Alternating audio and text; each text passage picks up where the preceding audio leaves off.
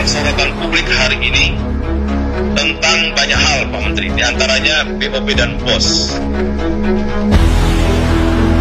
Untuk BOP pesantren ditemukan banyak penyimpangan yang dilakukan oleh berbagai oknum, dan ini kita lihat di YouTube banyak orang buat YouTube, Pak Menteri, seolah-olah zamannya Gus Yakut, padahal zamannya Menteri sebelumnya. Ketua Komisi 8 DPR RI Yandri Susanto meminta klarifikasi pengelolaan anggaran dan program Kementerian Agama yang disoroti masyarakat. Di antaranya yakni bantuan operasional pesantren atau BOP dan bantuan operasional sekolah atau BOS. Yandri mengultimatum Menteri Agama Yakut Khalil Qomas agar mengevaluasi pelaksanaan anggaran 2021 sekaligus juga mengevaluasi kinerja program dan anggaran 2022.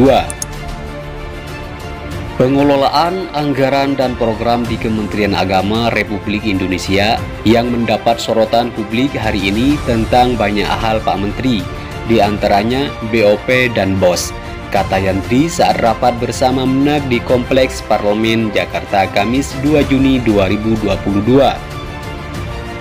Yandri mengungkapkan bahwa dalam pelaksanaan BOP ditemukan banyak penyimpangan yang dilakukan oleh berbagai oknum. Penyimpangan BOP itu diantaranya yakni soal pesantren fiktif. Untuk BOP pesantren ditemukan banyak penyimpangan yang dilakukan oleh berbagai oknum, ujarnya.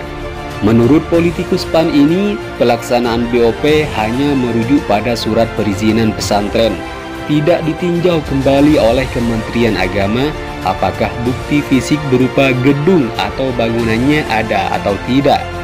Dampaknya, kata Yandri, banyak pesantren yang tidak memiliki bangunan, tapi memiliki surat perizinan yang mendapatkan bantuan tersebut. Akhirnya, yang ada gedungnya tapi tidak pakai kertas, nggak dapat bantuan. Yang ada kertasnya, nggak ada gedungnya, dapat bantuan. Pak, ini perlu kita perhatikan secara serius, kata Yandri. Selain itu, Yandri juga mendengar adanya pemotongan dana bantuan oleh oknum di lingkungan Kemenak. Yandri meminta Menak Yakut komitmen agar penyelewengan ini tidak terjadi, termasuk para pihak lain yang mungkin menggunakan kesempatan tentang BOP itu untuk mendapatkan keuntungan yang mereka ambil, ujarnya.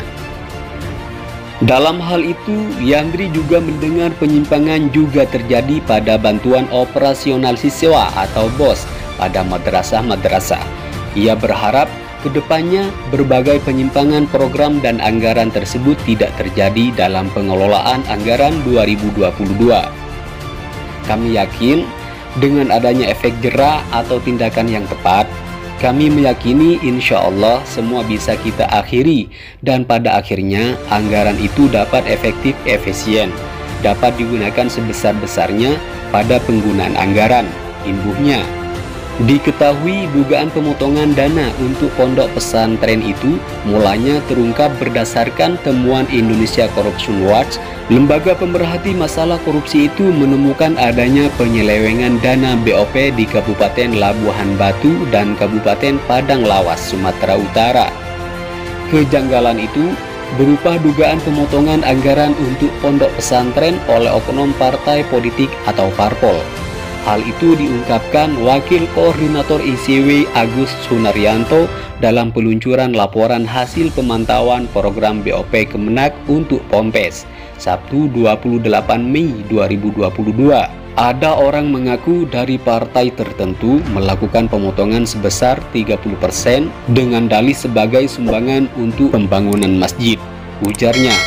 Namun Agus tidak mengungkapkan secara detail identitas oknum yang dimaksud, juga parpolnya. Hanya saja ia menyebut oknum itu dibantu oleh tim sukses Pileg 2019 untuk mengkoordinasikan beberapa pondok pesantren di Labuhan Batu dan Padang Lawas. Sebelumnya, Kementerian Agama menegaskan tidak akan memberikan toleransi jika ada oknum yang terbukti melakukan penyelewengan dana bantuan operasional pendidikan pesantren. Tindak tegas, Kementerian Agama berprinsip zero toleransi terhadap siapapun yang hendak melakukan penyelewengan dana BOP, kata Staf Khusus Menteri Agama Muhammad Nurzaman dalam keterangan Rabu 1 Juni 2022.